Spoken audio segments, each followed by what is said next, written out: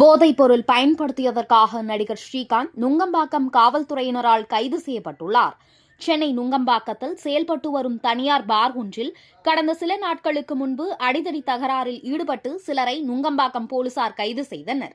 அவர்கள் AIADMK IT wing நிர்வாகி பிரசாத், அதிமுக பிரமுகர் அஜய் வாண்டையார், பிரபல ரவுடி சுனாமி சேதுபதி என்பது பின்னரே தெரியவந்தது. இதனை அடுத்து அவர்களிடம் நடத்தப்பட்ட விசாரணையில் பல்வேறு திடுக்கிடும் தகவல்கள் வெளியானது.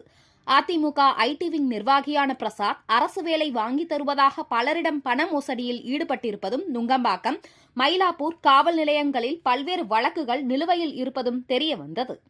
மேலும் பிரசாத் ஒரு போதைப்பொருள் விற்பனையில் ஈடுபட்டு வந்த நிலையில் போதைப் பொருள்களை யாரிடமிருந்து வாங்கினார், யாருக்கெல்லாம் விற்பனை செய்தார் என்று விசாரணை மேற்கொண்டுள்ளனர். அப்போது பிரதீப் என்பவர் மூலம் ஸ்ரீகாந்துக்கு போதைப்பொருள் விற்பனை செய்ததாக வாக்குமூலம் அளித்துள்ளார்.